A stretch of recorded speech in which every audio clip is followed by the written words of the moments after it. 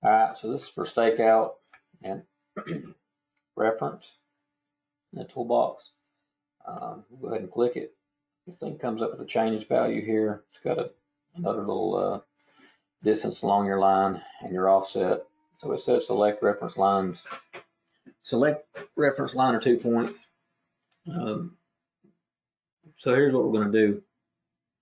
Usually if you just stake a point, it's going to tell you how far to go north, how far to go east or west. But here's what we're going to do. We're going to pick let's pick a couple of these along this line here. That one. And just another one up station there. So we are here. We're going to check this, select an element, Stakeout. We'll just pick this oddball guy over here. So what it does, it orients you square to your basically your building alignment here. So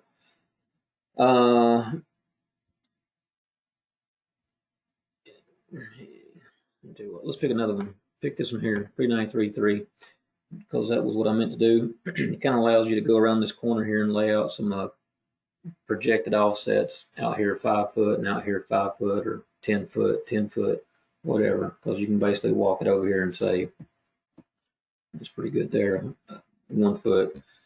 We'll walk it in here to about 10 foot. And we'll scoot him back this way. So it's not hard to do in the simulator, but there you go. So that's roughly a 10 foot basically projected out for your building line. You can also walk him over here, do the same thing. So it's not really orienting you north and south and east and west. We picked those 2 points. It allows you to get squared up with your building there and spot out some batter boards or what have you. The rest of that little deal that you're seeing there, reference this 0 right here. I don't know where I'll do this, but here's the deal. So we got that point picked, starts there, ends there. If we change this right here to say 10, it actually scoops the whole line up 10 feet. And if we change this one to say we'll do -10, it scoops it out here. So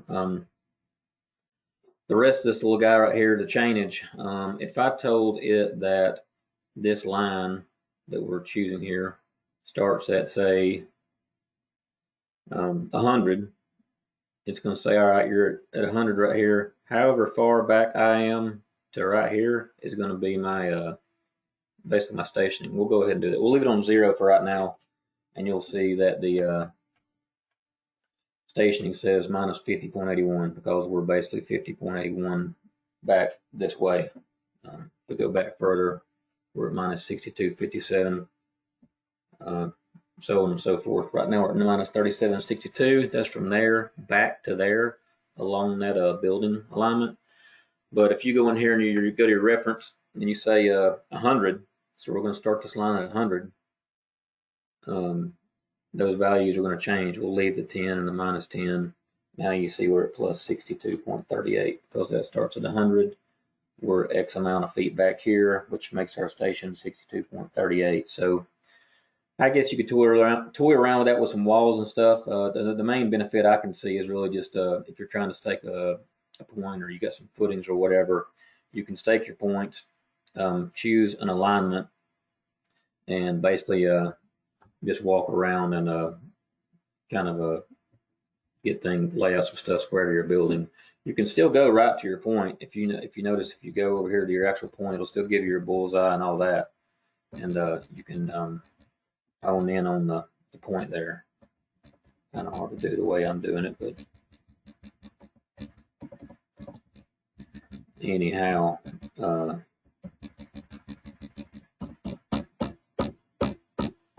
Yeah, so there you are. You're within 300ths of your point. If you click the screen here, there we are, right on that dead nuts. Well, within 30 and 300. So a handy tool, I guess, really just to kind of get square. I mean, there's some other routines you can do to kind of lay out some, projected offsets one way or another through some different applications. But I can see that being pretty handy with some building layout and stuff. If you want to change any of it, or just get out of this routine, you can go back to your toolbox and you can hit your reference right here.